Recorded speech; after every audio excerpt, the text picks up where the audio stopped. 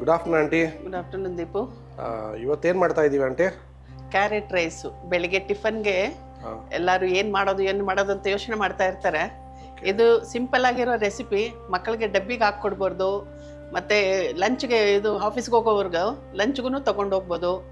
Easy recipe, ತಿನ್ನೋಗೋದಕ್ಕೂ ಚೆನ್ನಾಗಿರುತ್ತೆ. ಅಂದರೆ ಇದು ಒನ್ ಟೈಮ್ ಸೀಮಿತವಾದಲ್ಲ, ಬೆಳಿಗ್ಗೆ ನಾಷ್ಟಕ್ಕಾಗತ್ತೆ, ರಾತ್ರಿ ಲಂಚ್ಗೂ ಆಗುತ್ತೆ, ರಾತ್ರಿ ಹೌದು, ಎಲ್ಲದಕ್ಕೂ ಆಗುತ್ತೆ.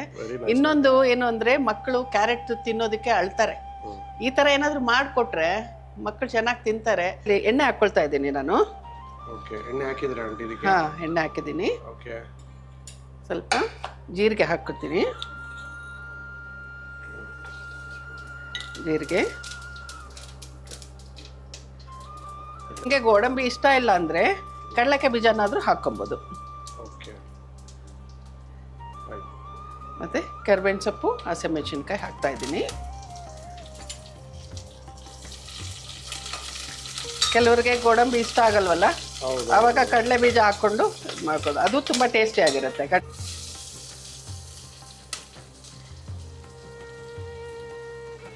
ಎಷ್ಟು ಈರುಳ್ಳಿ ತೊಗೊಂಡಿದ್ದೀರಾ? ಇದು ನಾನು 2 ಈರುಳ್ಳಿ ತೊಗೊಂಡಿದ್ದೀನಿ, ಮೀಡಿಯಂ ಸೈಜು 2 ಈರುಳ್ಳಿ ತೊಗೊಂಡಿದ್ದೀನಿ. ಎಲ್ಲ ರೆಡಿ ಕೊಯ್ದು ಇಟ್ಕೊಂಡ್ರೆ ಒಂದು 5-10 ನಿಮಿಷದಲ್ಲಿ ರೆಡಿ ಆಗಿಬಿಡುತ್ತೆ. ಆವಾಗ ಮಕ್ಕಳಿಗೆ ಟಿಫನ್ ಕಳಿಸೋದಕ್ಕೂ ನಮಗೂ ಈಸಿ ಇರುತ್ತೆ. ಎಲ್ಲ ಇಂಗ್ರೀಡಿಯೆಂಟ್ಸ್ ಮನೆಯಲ್ಲಿ ಇರೋದೇ ಅಲ್ವಾ, ಸೊ ಅದಕ್ಕೋಸ್ಕರ ನಾವು ಮಾಡೋದು ಈಸಿ, ತಿನ್ನೋದಕ್ಕೂ ಚೆನ್ನಾಗಿರುತ್ತೆ. ಇದ್ರ ಜೊತೆಗೆ ಕಲರ್ಫುಲ್ ಆಗಿರ್ಬೋದು ಅಂತ ಇರುತ್ತೆ ಅಂತ ಕ್ಯಾಪ್ಸಿಕಮ್ ಹಾಕ್ಕೊಳ್ತಾ ಇದ್ದೀನಿ. ಒಂದು ಕ್ಯಾಪ್ಸಿಕಮ್ ಹಾಕಿದ್ದೀನಿ. ಎಷ್ಟೊತ್ತು ಬಾಡಿಸ್ಬೇಕು? ಸ್ವಲ್ಪ ಇದೊಂದು 2 ನಿಮಿಷ ಬಾಡಿಸ್ಕೊಂಡ್ರೆ ಸ್ವಲ್ಪ ಮೆತ್ತಗಾಗುತ್ತೆ ಇದು. ಅಲ್ಲಿ ಫ್ರೈಡ್ ರೈಸ್ ಮಾಡೋ ತರ ಒಗ್ಗರಣೆಯನ್ನು ಮಾಡ್ಕೊಳ್ಬೇಕು. ಆ ತರ ಕ್ಯಾರೆಟ್ ರೈಸ್. ಹೌದು. ಸ್ವಲ್ಪ ನಾನು ಉಪ್ಪು ಹಾಕ್ಕೊಳ್ತಾ ಇದ್ದೀನಿ.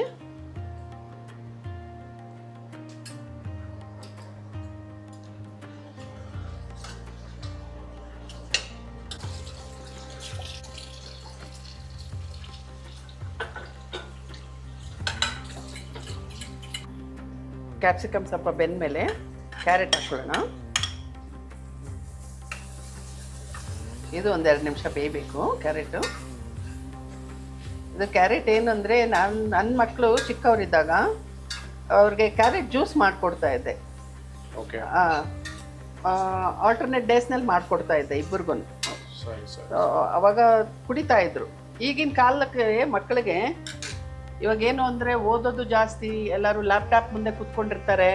ಸೊ ಅದರಿಂದ ಎಲ್ಲರಿಗೂ ಕಣ್ಣಿಂದು ಪ್ರಾಬ್ಲಮ್ ಜಾಸ್ತಿ ಬರ್ತಾನೆ ಇದೆ ಇವಾಗ.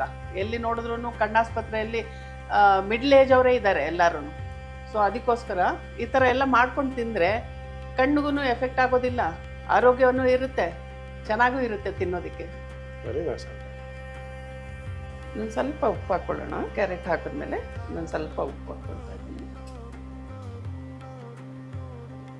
ಮತ್ತು ನಾನು ಜಸ್ಟ್ ಇದು ಕಲರ್ಗೋಸ್ಕರ ಲಾಲ್ ಮಿರ್ಚಿ ಪೌಡರ್ ಅಂತಾರಲ್ಲ, ಅದು ಕಾಶ್ಮೀರಿ ಲಾಲ್ ಮಿರ್ಚಿ ಪೌಡರು, ಅದನ್ನು ಹಾಕ್ತಾ ಇದ್ದೀನಿ. ಇದು ಕ್ಯಾರೆಟ್ ಇದೆಲ್ಲನೂ ಇದಕ್ಕೆ ನಾವು ರೈಸ್ ಹಾಕ್ಕೊಂಬಿಡೋಣ.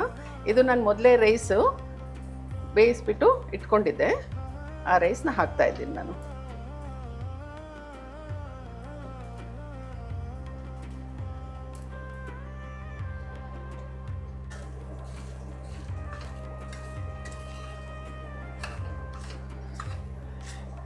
ಇದು ನೋಡಿ, ತಿರುಗಿಸ್ತಾ ಇರೋಗ್ಲೇ ಕಲರ್ಫುಲ್ಲಾಗಿ ಎಷ್ಟು ಚೆನ್ನಾಗಿದೆ. ತಿನ್ನೋದಕ್ಕೂ ಅಷ್ಟೇ ರುಚಿಯಾಗಿರುತ್ತೆ, ಮಕ್ಕಳಿಗೂ ಚೆನ್ನಾಗಿರುತ್ತೆ ತಿನ್ನೋದಕ್ಕೆ, ಡಬ್ಬಿಗಳ್ಗೆ ಹಾಕೋದಕ್ಕೂ ಚೆನ್ನಾಗಿರುತ್ತೆ. ಬೆಳಿಗ್ಗೆ ನೀವು ತಿಂಡಿ ಮಾಡೋದಕ್ಕೆ ಏನು ಮಾಡಬೇಕು ಅಂತ ತಲೆ ಕೆಡಿಸ್ಕೊಳೋದು ಇರೋದಿಲ್ಲ. ಈ ಥರ ಎಲ್ಲ ಇದ್ದರೆ ಆದಷ್ಟು ಬೇಗ ಮಾಡ್ಕೊಂಬಿಡ್ಬೋದು ಡಬ್ಬಿಗಳ್ಗೆ ಹಾಕ್ಕೊಡೋದಕ್ಕೆ. ಅದಕ್ಕೆ 1 ಸ್ಪೂನಷ್ಟು ತುಪ್ಪ ಹಾಕ್ಕೊಂಡ್ರೆ ಫ್ಲೇವರ್ ಇನ್ನೂ ಚೆನ್ನಾಗಿರುತ್ತೆ.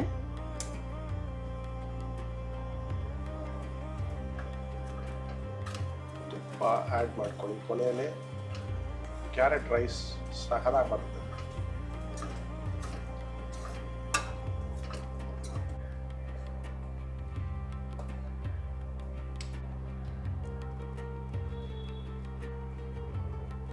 ಸಖತ್ ಕಲರ್ಫುಲ್ ಆಗಿ ಕಾಣಿಸ್ತಾ ಐತಂడి ಕ್ಯಾರೆಟ್ ರೈಸ್.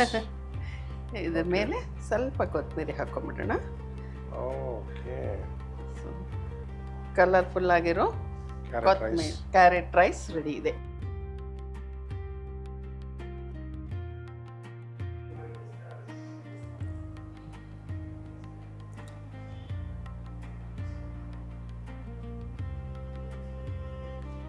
ತುಂಬ ಚೆನ್ನಾಗಿದೆ ಕ್ಯಾರೆಟ್ ರೈಸ್. ನೀವು ಮನೇಲಿ ಮಾಡ್ಕೊಂಡು ತಿನ್ನಿ. ಹೇಗಿದೆ ಅಂತ ಕಮೆಂಟ್ ಮೇಲೆ ಹೇಳಿ, ಲೈಕ್ ಮಾಡಿ, ಸಬ್ಸ್ಕ್ರೈಬ್ ಮಾಡಿ, ಬೆಲ್ ಐಕಾನ್ ಮುಟ್ಟಿ ಪ್ಲೀಸ್. ಓಕೆ.